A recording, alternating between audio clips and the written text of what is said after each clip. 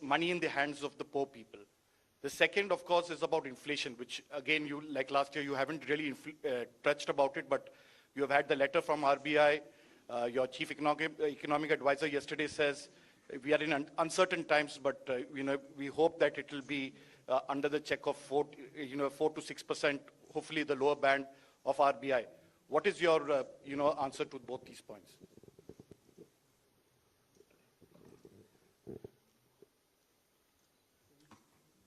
First of all, on the inflation, I think, yeah, you're right in saying RBI wrote a letter and what. But in the meanwhile, you've seen inflation come down, both the CPI and WPI. Action is being taken by the government. We take inflation-related steps as and when things develop in the ground and in response to it. And that has borne result. So inflation is not something which we are looking the other way while it is changing up and down. We have kept attending to it, and as a result, you find the result.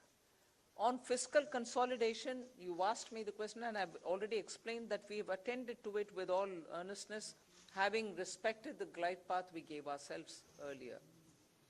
Jobs. Yeah. See, first of all, I find it a bit odd you may want to ask this question like this. Capital expenditure. I would have appreciated if you asked me, you said something in the BE, but you have not really exhausted what you put forth. You have not really used. कुछ लोग बचपन में अपने हाथों से गलत काम कर बैठते हैं, लेकिन and that it is utilized is coming through from the budget statement. How would the projects get completed without manpower, without jobs?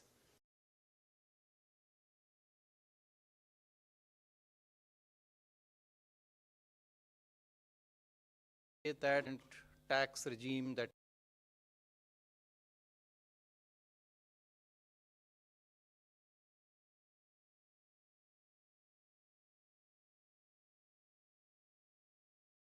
we got, 60% is actually coming from the exemption-free tax regime.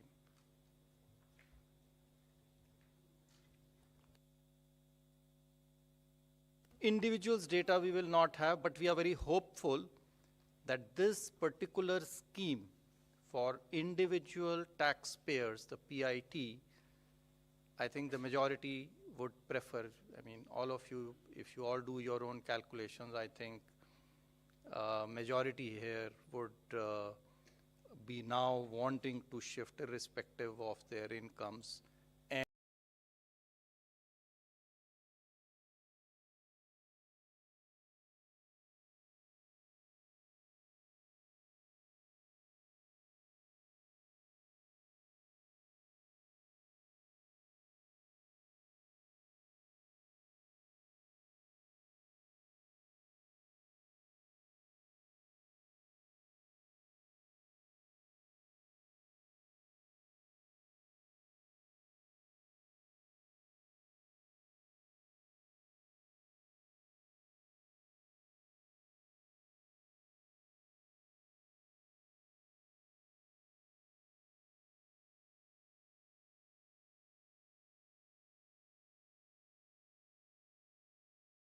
The deductions and exemptions that they claim, they would be finding it more attractive to shift to the new tax regime, majority of them.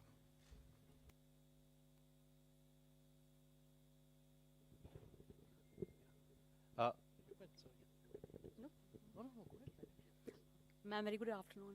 Congratulations on a great budget. It's very clean, simple, nicely done.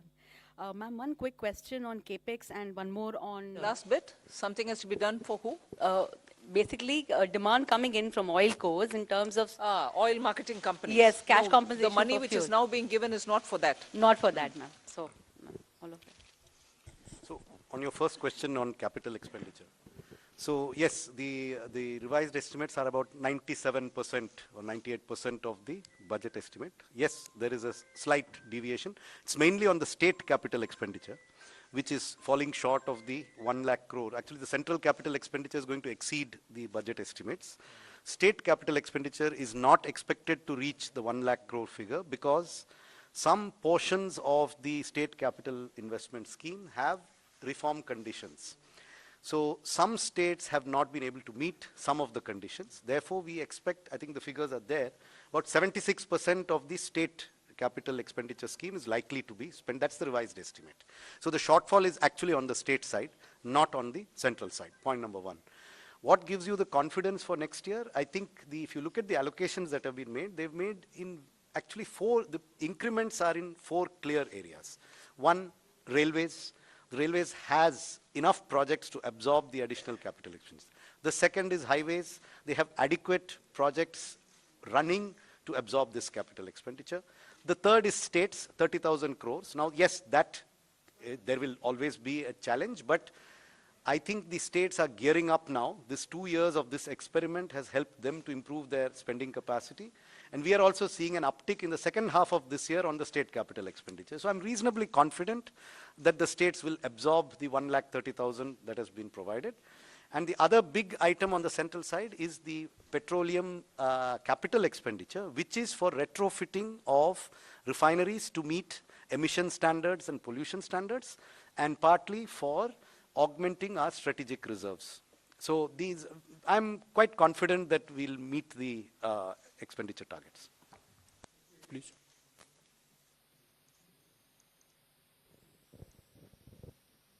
Tarun Sharma from Zee Business. Ma'am, जो disinvestment का जो target है वो 65,000 से 50,000 किया है और next year का 51,000 किया है। तो मैम, इससे हम ये समझें कि जो दो गवर्नमेंट बैंक का जो प्राइवेटाइजेशन होना था और जो 2 इंश्योरेंस कंपनीज का जो प्राइवेटाइजेशन होना था वो अब 2024 के बाद ही संभव हो पाएगा, उससे पहले नहीं हो पाएगा, क्योंकि मैम जो टारगेट ये कर रहे हैं। दूसरा सवाल मेरा संजय सर से है।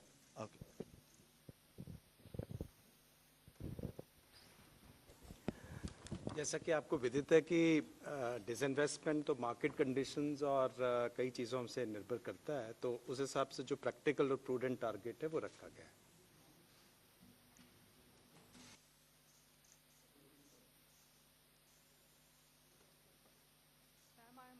From the New Indian Express. Ma'am, what was the need to lower effective tax rate for high income group at this point in time? And also tax collection at source has been increased from 5% to 20% or on overseas tour package. So what is the reason behind this massive increase?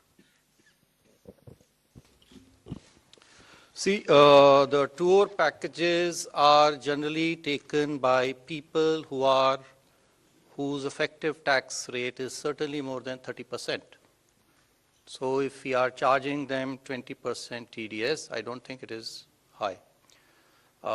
We have, our attempt always has been to charge TDS at more or less similar rates, if not exactly the same rates. So that answers your question number 1. Question number 2 on, I think you are referring perhaps to surcharge, which has been reduced. Well, our rates, the highest tax rates in our country were amongst the highest, even more than, some of the developed countries.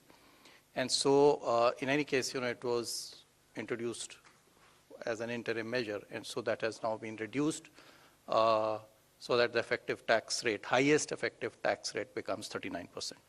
I'd just like to supplement that. There is a consistent theme, if you see, both on the new tax regime and on the changes that you're seeing in this budget, that the move is towards lower rates, but fewer avoidance measures and exemptions. So if you look at high net worth individuals, there are a number of tax avoidance removal measures in this budget, along with the reduction in surcharge. So if you look at market-linked debentures, if you look at very high-value insurance policies, and a few other measures, so the marginal rate is coming down, but some of the devices used predominantly by those in that highest marginal tax rate are also being rationalized. So it's not necessarily a net reduction, it is a reduction from a high marginal rate, inducing certain avoidance devices, to a lower marginal rate with fewer opportunities to avoid. 74, please.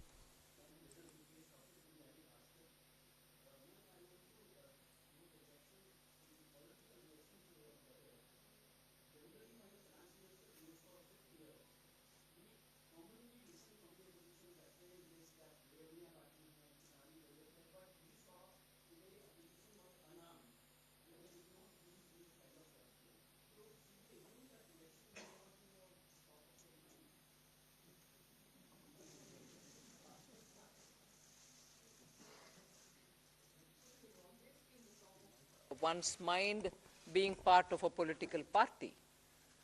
But consistent with what we believe, we placed our emphasis and priorities on those. And that's what you've seen in the budget.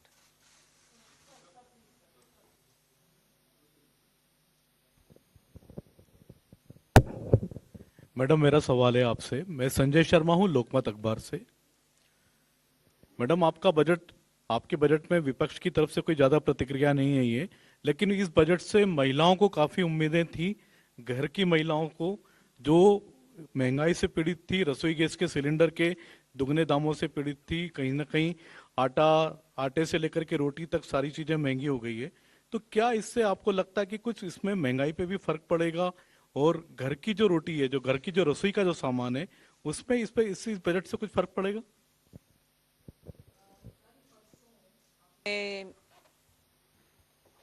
Government का निर्णय को देखे होंगे कि गेहूं के लिए market में रिलीज करने के लिए आदेश हुआ है, जिससे गेहूं के दाम कम होने के इतना क्लियर इंडिकेशन है, जिससे सीधा घर में रसोई में फर्क पड़ेगा ही पड़ेगा।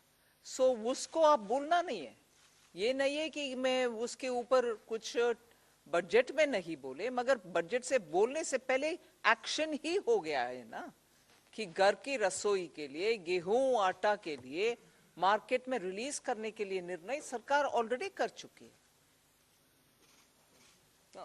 एक मिनट। साथ ही साथ जो है महिला जो है वो भी एक परिवार का सदस्य है, तो जो रिलीफ जो इतना टैक्स पर्सनल इनकम टैक्स में दिया गया है वो भी परिवार के पास में और महिला के पास में आएगा, उसके हाथ में आएगा, जिससे वो अपना घर का खर्चा चला सकती है। सो वो भी एक महिला के लिए हमें नहीं देखना चाहिए कि महिला के लिए नहीं है, वो भी महिला के लिए एक बेनिफिट है। गेहूं पुरुषों के लिए भी है और महिला के लिए टैक्स भी है।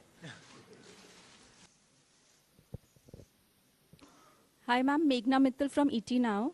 The fiscal glide path that you have given is 4.5% by 2025-26, which may be considered slightly bold. But does it also indicate your confidence in continuing tax buoyancy in the coming years? Somanathan has already answered it. Yes, tax buoyancy, as you saw even yesterday, GST collection figures have come. Direct taxation buoyancy is also observed in the current year. That is one thing. I think to the credit of this team, there's been a very robust management of macroeconomics. That certainly bears an impact. So all of us might talk about this particular step or that particular step, but I think together, revenue, expenditure, disinvestment, banking, all of us together have worked in such a way that where you can earn more through tax avoidance related measures, and similarly where you can bring in more people into the tax net, you are taking steps. Similarly, prudent ways of effective expenditure without cutting down expenditure, committed expenditure or other expenditure, are all ways in which you're making money mean more. And for every rupee that you spend, you get a better set of returns. So I think efficient management also has a very big role to play here. I just wanted to add to your question. The estimates in the budget, the revenue estimates in the budget, do not assume a buoyancy greater than 1 for the coming financial year. It assumes a buoyancy of 1.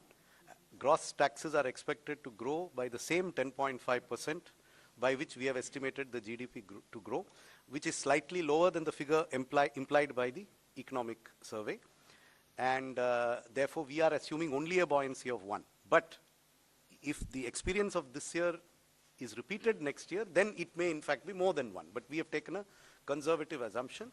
And I think the very fact that the commitment to 4.5% was reiterated word by word in this budget gives you an indication that we feel that we have the means and the ability to reach that target by 2025-26. I would also point out that many of our expenditure increases are on discretionary spends. We have kept a very tight lid on the irreducible types of expenditure, and therefore there is room in the budget, both on the revenue side and on the expenditure side, for us to reach that fiscal deficit target by 2025-26. And it is not likely that the finance minister has reiterated it in Parliament today. Ma'am, Timsi Jaipuria from CNBC TV 18. Ma'am, I have two questions. Firstly, on the TDS reforms, you've come out with two specific reforms. For one, 20% TDS on foreign investments. Why has this been introduced? Is it to curb the flight of capital or investments which was going outside the country? And secondly, on students who are going outside to study, on that also the TDS has come, there's a 5% that has been levied, or it has been reduced. There is no change on education, or absolutely not. That's wrong. Your facts are wrong. But what happens to the amount that one spends in staying there as a student? First correct the thing which you've said, because yours is a very powerful voice, and that can spread among your dosts, and that can go out. No change has been made for education or health purpose, LRS. Please, I hope my voice is audible much more than Timsi's. Thank you for correcting me, ma'am. But on the foreign capital, on the foreign investment, the TDS of 20%, if you could explain the rationale. I think this question was asked, and I already answered it, to say that this is actually coming from income, and the income tax rates for those categories of people who are using this LRS to send money outside is much more than 20%. And so they were in any case, to pay for the tax. And in case they don't have to pay for the tax, they can always get a refund.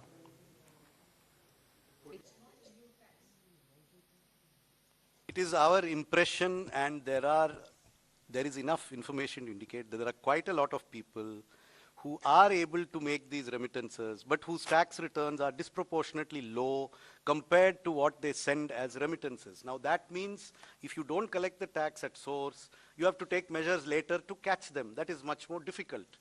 If you are able to make remittances to invest in a property in Manhattan, or in a stock brokerage account in Dubai, or if you are going to take a 30-day tour of the world, almost certainly your effective tax rate will be 20%.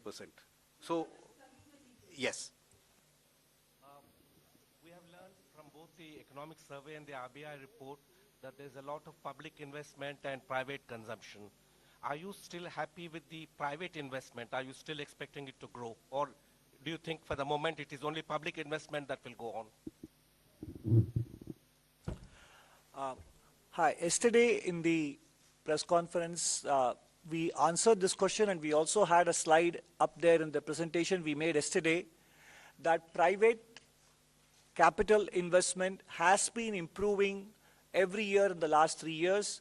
For example, in the first half of 2021, based on quarterly earnings reports filed by listed companies, the capital expenditure was 2.1 lakh crores, which increased to 2.4 lakh crores in 21-22 in the first half, April to September.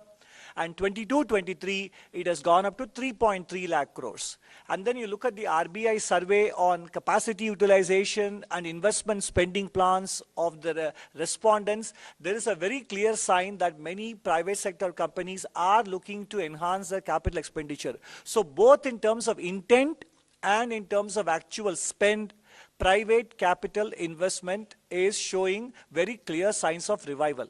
Thank you.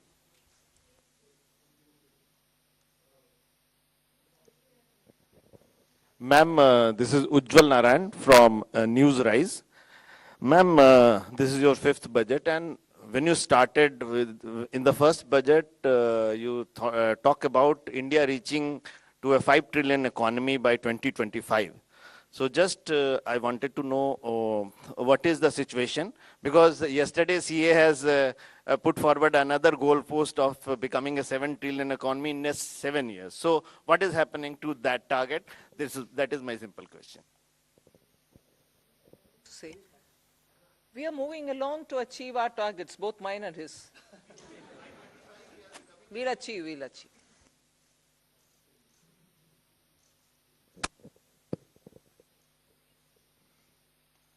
Good afternoon, ma'am. This is Chetan from India Today Group.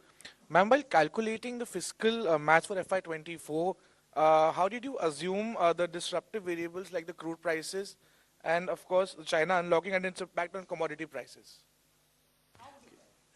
What was the benchmark that you the thinking behind the This is a question that keeps coming every budget, and I keep giving you the same answer. That there is no part of the budget mathematics that has a crude price number as an input in any spreadsheet. See, because there is no direct subsidy on any petroleum product. Unlike the fertilizer price or the price of the MSP, these have direct impacts on the budget. The petrol price would have an impact only if it triggers some major change in the tax system. Otherwise, the petrol, diesel, oil prices do not directly affect our budgeting. So it is not that there were days, maybe 10, 15 years ago, when there was a lot of subsidy on these commodities. At that time, a crude price assumption was inherent in the budget. Today, there is no inherent crude. The assumption we are making in the budget is only that there will be no subsidies on petrol and diesel, and that global prices will be such that there will be no subsidies. What the global price will be, I don't need to make an assumption. So no assumption has been made. Confusion since last year when people referred to what was said in the economic survey as though it was said in the budget itself. The budget didn't say it then, the budget doesn't say it now.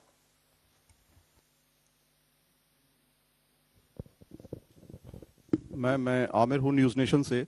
पहला सवाल तो ये कि जब शुरुआत हुई थी एक तरह से मोदी सरकार की, तो कहा था कि अर्थव्यवस्था को बेहतर करने के लिए कड़वे घूंट पीने पड़ेंगे और बहुत ही कड़े मेजर्स लिए गए स्टार्टिंग में। लेकिन आज ये देख रहे हैं कि सरकार ने कड़वे घूंट पिए हैं जनता को खुश देखने के लिए। तो क्या ये चुनावी बजट है, इसको मानती है? और पहला ये, दूसरा ये कि इनकम टैक्स में जिस तरह से जो छूट की सीमा है, जो पहला फेज है आपका जिसमें 7 लाख तक की छूट है, तो उसमें वो फेज आपको लगता है कि इससे राजस्व पर भार पड़ेगा? कितना भार पड़ेगा, कोई एस्टिमेट है इसमें? We have said it in the budget speech itself as to what is the net revenue foregone. उसका घोषणा ही कर चुके हैं हम, हिडन नहीं रखे. So वो आ गया है 35,000. 35,000 Direct taxes 37,000 crore, indirect taxes 1,000 crore, additional revenue through indirect taxation measures 3,000 crores, and so net is 35,000 crore.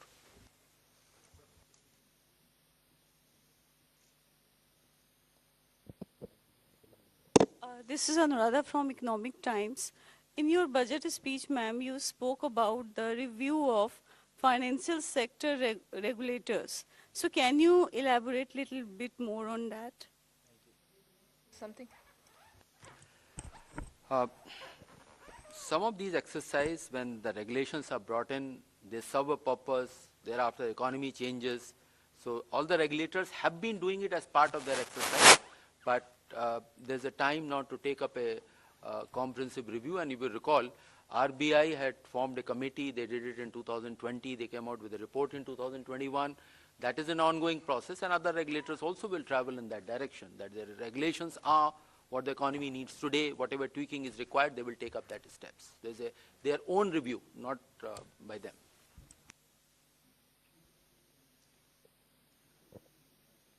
Ma'am, congratulations on your penultimate budget. And ma'am, am I audible, ma'am? Congratulations on last full budget, and I just wanted to understand, you have mentioned, alluded to Banking Regulation Act Amendment and Banking Companies Act Amendment. Is it an indication that this year we'll see privatization on that front, public sector banking front? And if you could also throw some light on what kind of amendment it will undertake, apart from, allowing public sector bank for privatization. These measures are for improving the governance of the boards and then investors' protection, etc. These are not to do with any disinvestment or the privatization measures. These are the different set of measures. Over a period of time, the things have changed, and the Banking Regulation Act also fall in line, or not fall in line, has to be aligned with the present day needs, what the directors are, who can be there, what their terms are going to be. So those kind of amendments are there. And one component, of course, is on the investors' protection areas as well.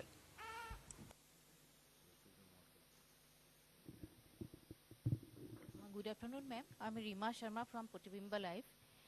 My question,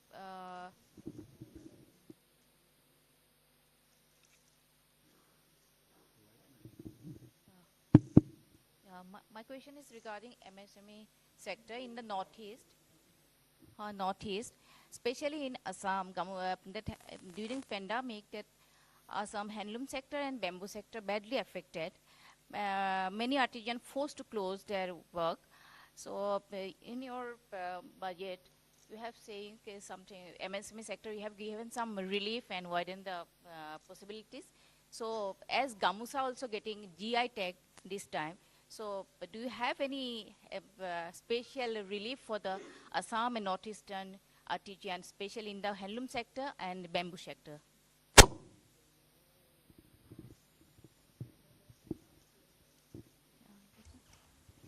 In the last year's budget itself, I think for sustaining livelihoods and also making sure that the Northeast livelihoods are attended to, we came up with a specific program called PM Divine for the development of Northeast.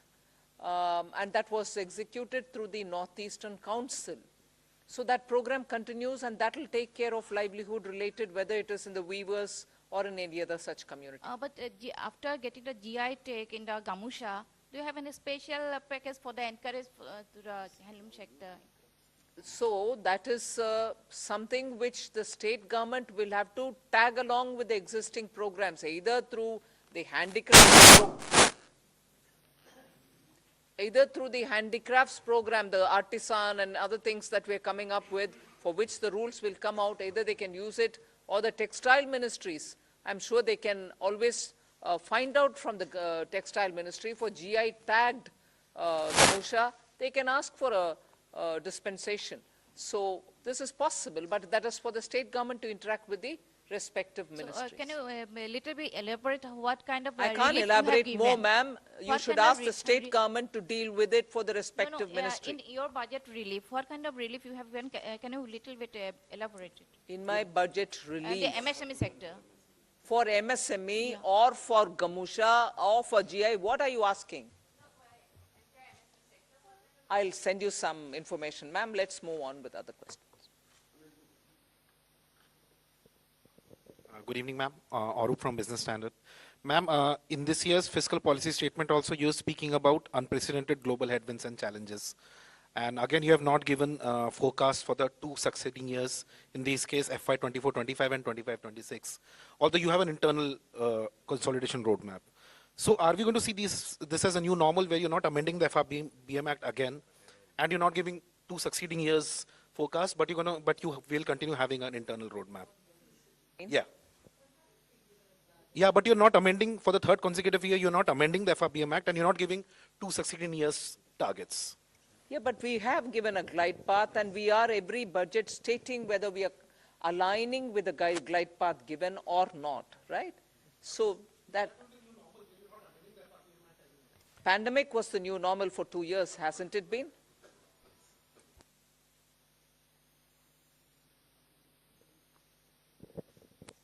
Hi, I'm Siddharth from Money Control here.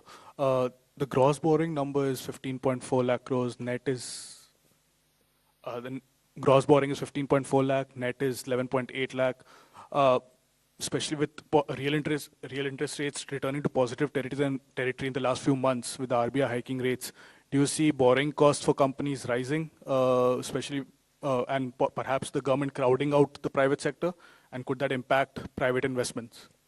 So I think the question of crowding out, actually the increase in borrowing over the previous year is 8%. The economy has grown at a nominal rate of 15% over this same period. So this is a level of borrowing which I think will not lead to any incremental crowding out. In fact, as a percentage of the size of the nominal economy, the total gross borrowing is actually going to be lower in 23-24 than in 22-23. So incremental crowding out, I think, is not a significant issue, and that I do not think will lead to any impact on borrowing costs in the private sector.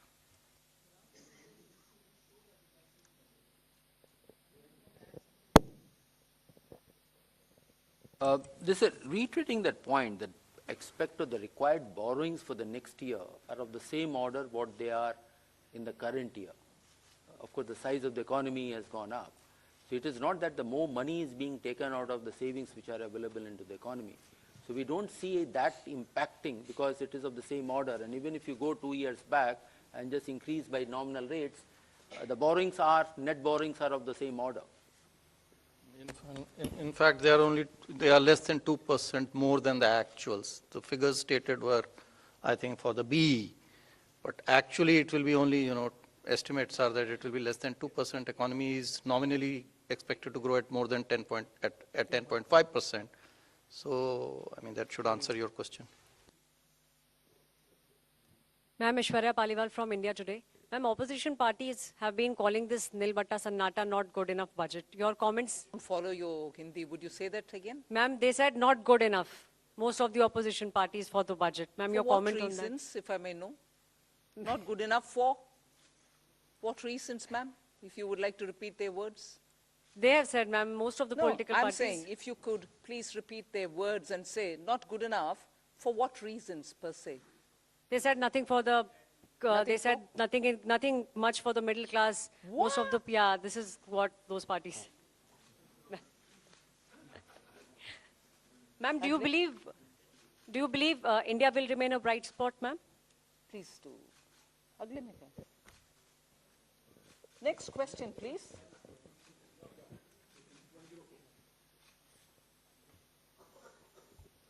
Ma'am, my name is Mukesh and I work for Newsrise. Just wanted to know, is there a component of green bonds in the... does it contain green bonds also? I mean, what would be the component of green bonds? Sovereign green bonds. Repeat your question, please. You interrupted me. So basically, in this overall gross borrowing that we have for the year, what component of that would be in form of green bonds? See, for the current year of $2 billion, one installment has already been done 1 week back, another one will be done a week later. So for the next, and the monies which we are going to raise now through these bonds, $2 billion, will be used for the projects which have been identified.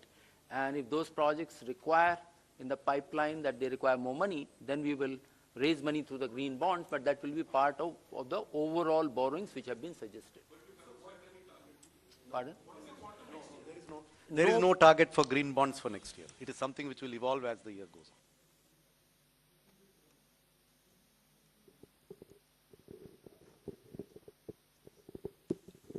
on. Ma'am, this is Primangshu from Anandavajar Patrika. You have said that your capital expenditure has reached 10 lakh crore, but the interest payment expenditure that has also reached 10 lakh crore. And the interest payment burden, it is almost 40% of the revenue received. So do you think it is a matter of concern for? It is always desirable for a government to have its interest payments as low as possible. But you are aware of the reasons for which government had to borrow a lot over the last 3 years. And all that I can say is the borrowings have been used very constructively towards growth-inducing investments and have not been frittered away on unproductive expenditure. Therefore, if the economy keeps growing at the rate that it has started to grow at now, then this is unlikely to be an unsustainable debt burden.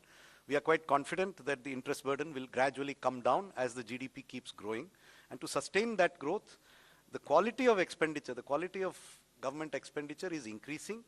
The revenue deficit is falling even faster than the fiscal deficit. So we are actually seeing an improvement in the quality of public expenditure, which will enable us to sustain this higher interest burden, which is a result of history, 2 years of COVID, where the entire globe has seen an increase in interest burden in all governments all over the world.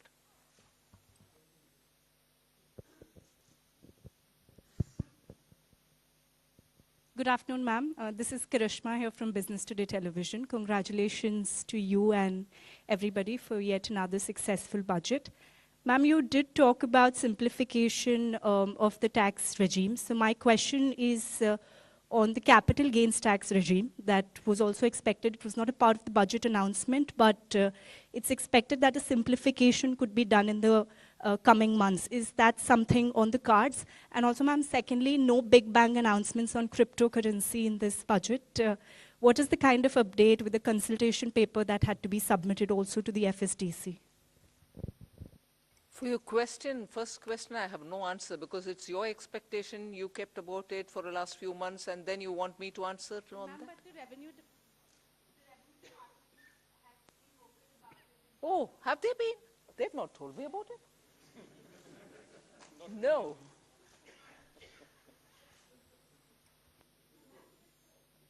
To say now.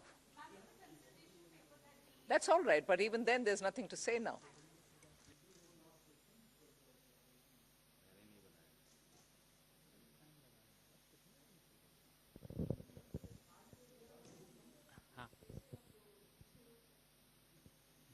Ma'am मैं आलोक CNBC आवाज से हूँ sir. Ma'am मेरा सवाल यह है कि जो टीडीएस को लेकर क्लैरिफिकेशन आई हैं और उसमें खास तौर से जो 10,000 का जो थ्रेशोल्ड लिमिट है कई सारी चीज़ों पर ख़त्म कर दिया गया है, खास तौर से ऑनलाइन गेमिंग को लेकर। इसके पीछे क्या रीज़न है? ऑनलाइन गेमिंग को लेकर अभी भी क्या सरकार काफ़ी कॉन्शियस है या ऐसा लग रहा है कि अभी भी टैक्स लीकेज है वहाँ से, या बाकी चीज़ों पर भी जो ख़त्म किया गया है ये टीडीएस के लिए जो 10,000 का एग्जम्पशन, उसके पीछे क्या रीज़न है? देखिए, टीडीएस जो ऑनलाइन गेमिंग पे है अभी प्रत्येक विनिंग के ऊपर में था, लेकिन जो ऑनलाइन गेम्स हैं वो कई सारे गेम्स मिला करके एक सेशन बनता है। एक गेम कोई नहीं खेलता है, कई सारे गेम्स जो हैं एक साथ खेलते हैं। तो इसलिए जो टीडीएस अब लागू होगा वो समस्त गेम्स पे सामूहिक रूप से जब नेट जो विनिंग होगा, जो वो अपने पैसा जो उनका जो एक अकाउंट में से वो निकालेगा, तभी उसके ऊपर में देखा जाएगा कि कितना उसने प्रॉफिट कमाया है, कितना उसका विनिंग हुआ है। उसके ऊपर में टैक्स जो है लगेगा और उसी के ऊपर में टीडीएस भी लगेगा। और यदि वो 10,000 रुपए से अधिक है तो टीडीएस पहले लगता था, अब वो 10,000 की लिमिट हमने हटा दी। तो लिमिट तो हटा दिया है, लेकिन ग्रॉस पे लगेगा और नेट पे लगेगा और प्रत्येक विनिंग के ऊपर में नहीं लगेगा। ये हमने बदलाव किया है। So 2 changes have been made. One is that the taxation will be on the net winnings, because in online games generally you play a series of games over days. You don't play it, just one game and like you would be doing, say, race horsing would be maybe once in a while, but this is over a period of time. So whatever are the net winnings, when you take that money from your account that you have made with the online gaming platform, the tax will be on that. So this is one change. The other change is that the TDS previously was on each winning, irrespective of the amount, on 10,000 and more. If the winning is 10,000 and more, so some of the online gaming companies were keeping winnings lower than 10,000, say 9,999. So that we have removed. So there is no now threshold on TDS. That is the second change.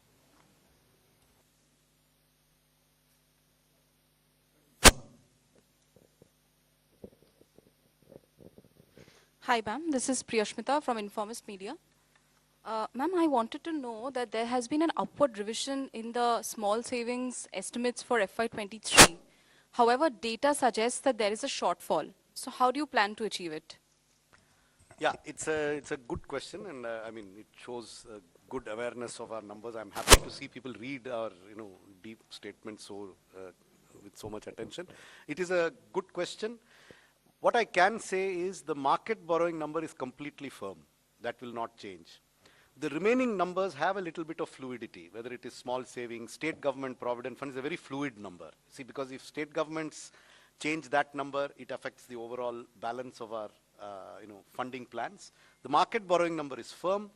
The small savings number is there is traditionally a seasonality where a lot of small savings comes in the last quarter because people plan their taxes in the month of February and March.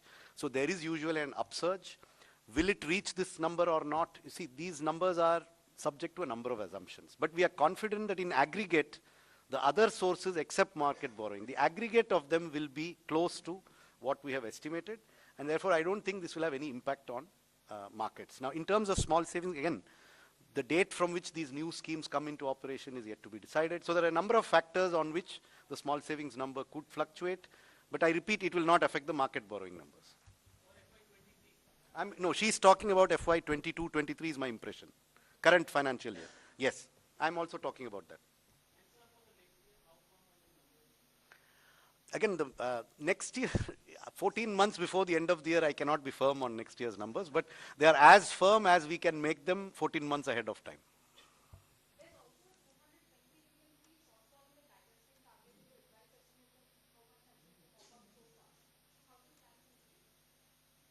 Well, I mean, if there is a shortfall somewhere, there is an increase somewhere else. We have shown you all the numbers as to how we meet the deficit of this year. How is it going to be funded? I have the statement, you have the statement too, since you've obviously read it, so I don't need to tell you. So that's how we will fund it. So this is a big budget in which something goes up, something goes down. Revenues have gone up, expenditures have gone up, some things have gone down. But in aggregate, as I said, we are confident of being within our market borrowing numbers. We are confident that the deficit that we have projected for the revised estimate is reasonable and will not be exceeded significantly. It will not be exceeded significantly. Beyond that, I cannot give you a pinpoint. You cannot land a Boeing 747 on a helipad. So, it's a huge thing. There will be minor, fluctuations here and there. But at a macro level, our numbers are good. I'm confident about our numbers.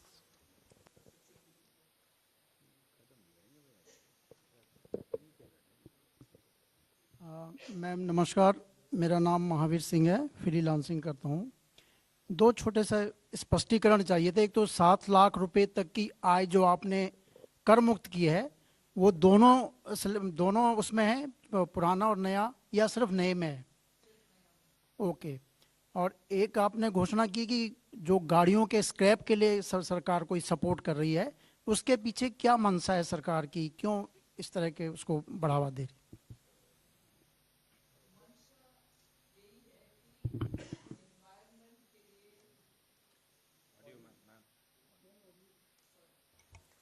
मंशा यही है कि environment के लिए पुराना गाड़ी को हटाना चाहिए, मगर वैसे बिना इंसेंटिव हटाना भी मुश्किल है, क्योंकि लोगों को लगेगा कि हटाने में से मुझे क्या फायदा है।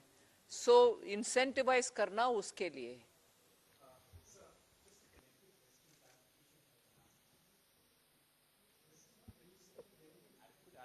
Scrapping of vehicles and replacement of vehicles as well. What is the kind of outlay that will be there and that we'll see in the coming fiscal? See, there are two parts to it. For the central government, all central government vehicles that are beyond the 15-year age limit will be scrapped. Those of them that need to be replaced will be replaced. This money is provided for in different departmental budgets because it is not a macro number that is planned centrally. The number is significant. It exceeds 1,000 crores. What it exactly is, I also don't know. I'd have to add it up from several books. For state governments, we are making this part of the scheme for state capital investment. If they need to replace old state government vehicles, then that support will come from this scheme. And they have to meet certain conditions on meeting the national scrapping policy. The aim is to get rid of polluting old vehicles in the government sector.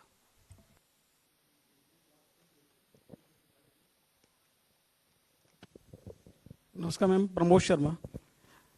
Ma'am, प्रधानमंत्री जी का नारा है कि local for vocal, लेकिन जो online platform है, फ्लिपकार्ट और Amazon, इनके चलते जो छोटे छोटे दुकानदार हैं, उनका कारोबार प्रभावित हो रहा है। तो सरकार की कोई ऐसी योजना है कि फ्लिपकार्ट और अमेजन से भी सरकार को कुछ नहीं मिल रहा है, टैक्स जो मिलना चाहिए, तो ऐसा कुछ इन पे कुछ लगाने का जो लोकल फॉर लोकल के लिए तो जेम में पोर्टल में MSME को स्थान मिल रहे हैं। वो उनके अपने प्रोडक्ट्स को उनके द्वारा मार्केटिंग आउटरीच करने के लिए government e market place provision दे रहा है। So उनके लिए positive action है उधर.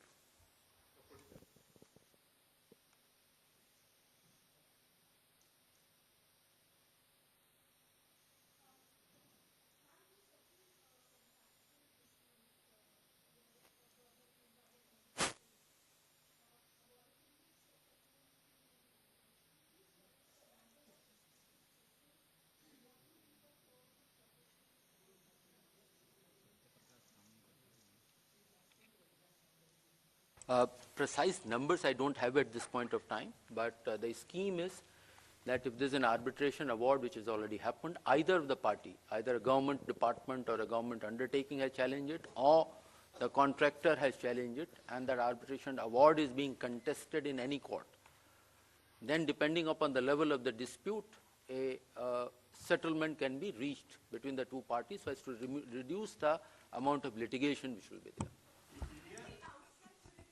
Yeah, it will be a voluntary, see, it is voluntary. Any dispute can be settled out of court by both parties. Traditionally, there are difficulties for government to take a discretionary decision on settling a dispute. So this will be a standardized set of terms depending on the nature of dispute and the level at which the dispute has been settled, or, I mean, has been where there's an arbitration award, where there's a court award, where there's a Supreme Court award. There are different levels at which there is certainty or uncertainty. We will be coming out with a draft scheme which will be put out for consultation very shortly from the Department of Expenditure. So, no, it is only for domestic. Only domestic disputes. It will not cover international arbitrations or international cases. Definitely not.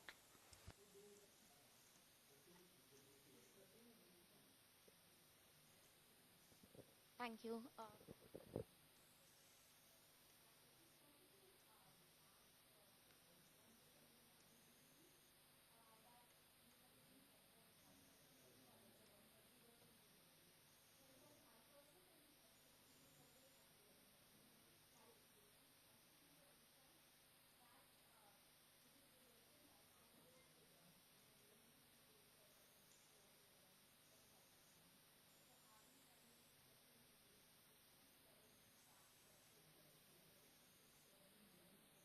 Want both of them to answer for each economic survey from his school of thought and us from our school of thought?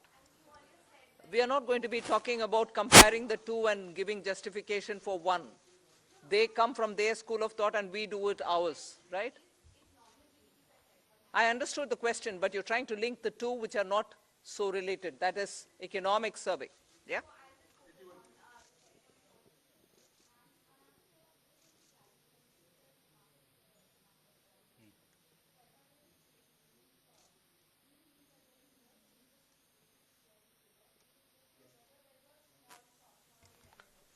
That is exactly what I mean. The dated security figure will not change regardless of changes in the other figures. That's your second question. On the first question of 10.5, remember there's a difference between an estimate in an economic survey which is given for general guidance and a budget which has to be used to fund expenditure. So we have to have numbers which are at a higher level of probability of being exceeded than the economic survey. So therefore, our number of 10.5 could come from any combination of inflation and real growth. We are expecting nominal growth to be at least 10.5%.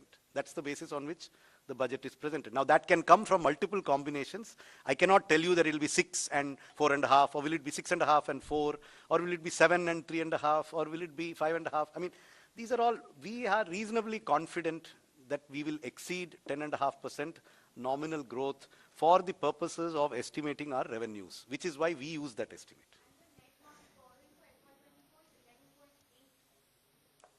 Whatever is stated in the budget speech, it is there, it is 11.8, it has been stated in the budget speech, and I know you have read this statement, so it is there, 11.8.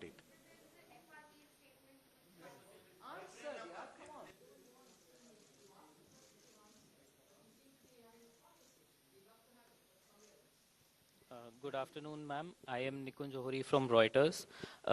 You said that there'll be changes to improve governance for banks. So will there also be changes to the Bank Nationalization Act that will enable you to privatize 2 banks that you'd announced earlier? And also, ma'am, is there a concern for the government? Our markets have fallen last few days because of decline in Adani Group stocks.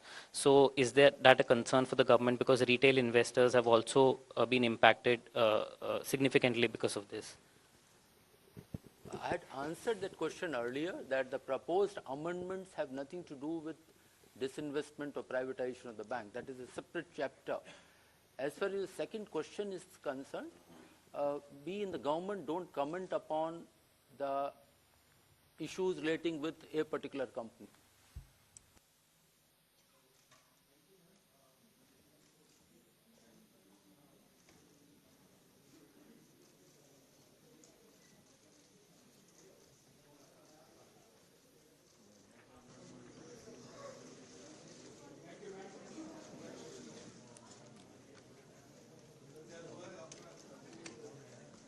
New Nation.